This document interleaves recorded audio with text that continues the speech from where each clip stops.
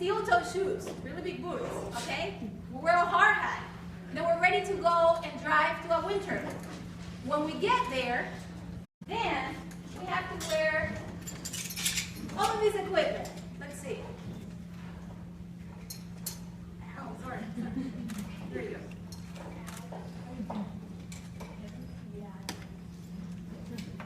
And then I'm not gonna completely tie everything, but just wanted to show you guys. Obviously, what's her name? Brienne will have to do this by herself when she's out there, so she will be trained. But I want to show you guys how it works. It cannot be loose. Obviously, Brienne is smaller than me. It will have to be really tight. And then, this part right here is just to help you when you're climbing. If you want to rest, you have to connect them because you have to always give a 3-point of contact, okay? But as of right now, she put all her gear, she has her hard hat, and she's going to connect inside of the turbine into that live assist, okay? So we have this right here. It's a safety mechanism that you pull out, you put it on the cable, right? You connect in there, and then you connect this to your harness. And then you start climbing. You can use the climb assist. The climb assist, what it does, and it has a control remote, it helps you to take away 60% of your weight. So a lot of people think, oh my God, this is awesome when I'm climbing up. But it actually is better to use it when you're climbing down, because climbing down, you put a lot of force on your knees. And you don't want to have problems with your knees later on. Especially some of these guys. Like I climbed once a day whenever I was in wind turbines, but they climb 2 or 3 times a day, depending on the issues.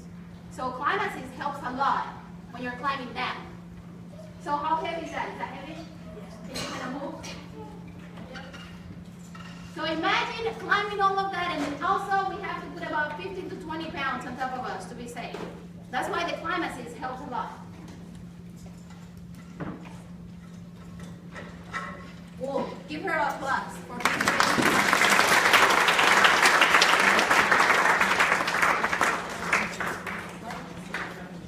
Yeah, can you just walk around and show them?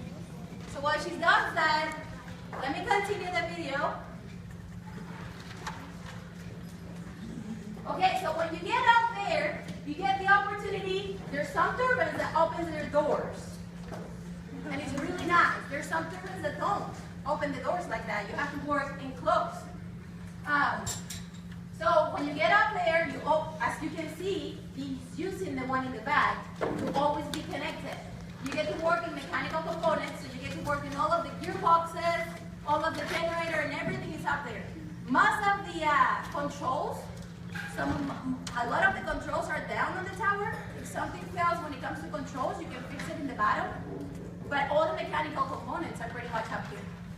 So you have to climb up there every time there is an issue with a mechanical component. As you may think, we try to fix everything that we can through the computers. So after climbing and you get up there, you take a little rest.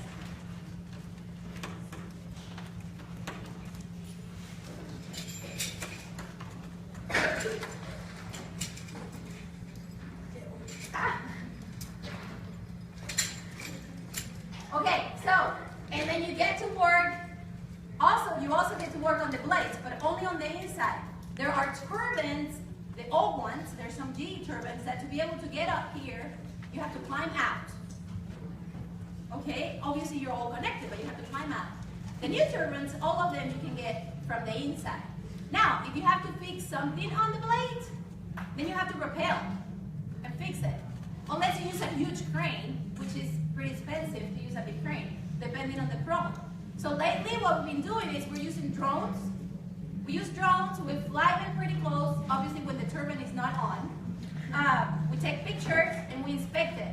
And depending on the issue, we get to look at it before we decide to go out there and rappel. So that's pretty neat. What else I can tell you guys? The rudder, which is this part right here, okay, is about the size of, bigger than a football field. And it rotates, if you look at this rotation, from the moment it starts to the moment it ends, about 18 rotations per minute. Okay? It can go, the wind turbine can go up to 55 miles per hour, and after that it shuts down. We have pretty strong winds in Oklahoma. So we get winds that are higher than that, we have to shut them down because we don't want to break them. Okay? But the good thing about the wind in Oklahoma is we have really good wind in between that range to have wind turbines. So I think the latest news, and Kathy can probably help me, is that Oklahoma went from number 4, I think, to number 2 in the United States with the most amount of wind capacity in turbines. Number 1 is Texas, which is, I mean, Texas is bigger than Oklahoma, so I'm glad that they're going through this.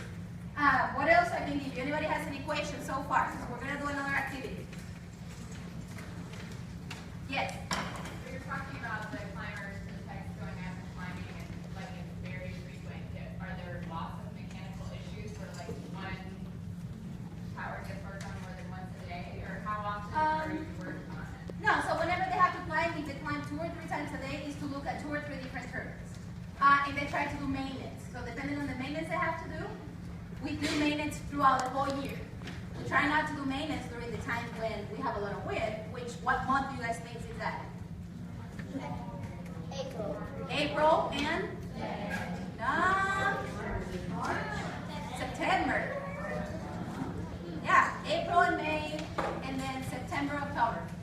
So during those times, we try to not have maintenance. But when they have maintenance, depending on the maintenance, they may climb 2 turbines, and they climb another one to fix anything, depending on the fault that came out.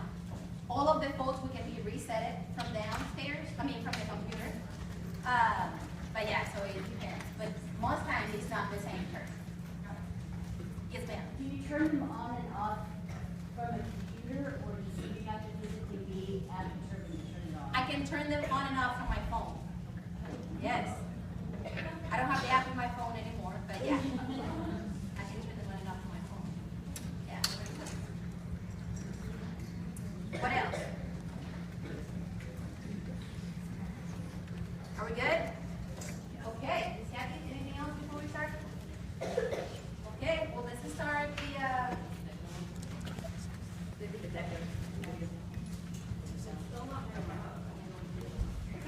All good.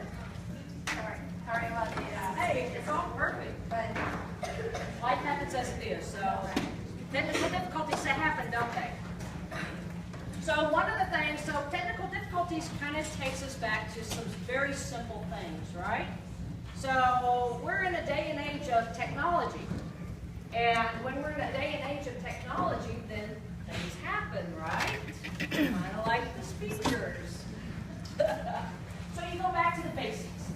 So wind and these wind turbines can be very complicated. Do you remember back when, or have you ever seen out in a farm, in a pasture, these big silver things that have this tail on the back? Right? It's what they used to call a windmill. Just a very simple windmill. What did those windmills do? Does anybody know? They pump water, right? And what did they pump water for? Cattle or livestock of any sort. The horses, the goats, the sheep, humans if they were out there walking, right? So going back to a very simplistic manner, taking something that's very complicated, like hydraulics, electronics, mechanical gearing, these big, huge, football-sized items, right? Those are big. This is a 300-foot unit. Taking something so mechanically inclined, mechanically complicated, and bringing it back to something simple, like a pinwheel. Because that's really where it starts, right? Electricity being green, it really just starts with wind, right? So, did you know that you actually can create electricity yourself? You can create electricity. Do you know that? Yeah. Do you know that you are wind? Do you know that you can actually measure your wind? how much wind you generate, you can measure it. Blow in there, young man. Right here on this dial is going to tell you how much wind, how much hot air you have in there.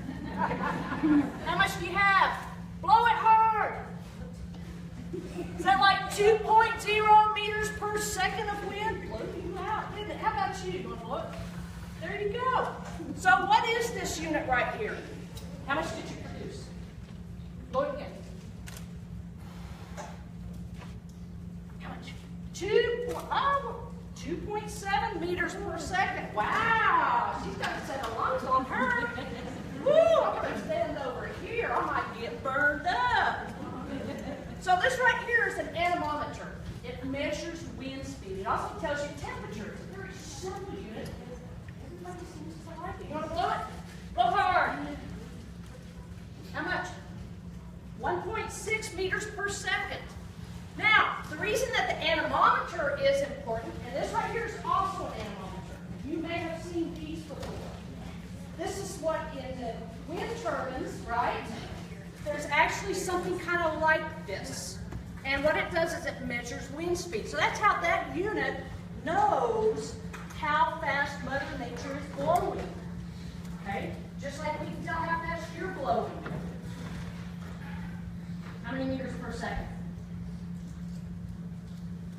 Blow it again. Okay, this right there. 2.5 meters per second. 2 point. Blow it again. How fast? 4.0. Oh my God! Have you got a set of lungs on you? I think you need to come over here and blow this turbine and see if you can get it to spin and light up that little light on there. She actually does have a little light on there. There's a light. There's a light. Let's see if I can make it light up. Let's see, wait. I lost my key. There it goes. I need more wind. Okay, we got a 4.0 over there. So, this is something very simple, okay? But you are wind. You are Mother Nature. You can create electricity just by blowing hard. That's kind of powerful, isn't it? Kind of powerful, isn't it? Right? And you can actually measure it. How much? 4 something. Oh my goodness. I think you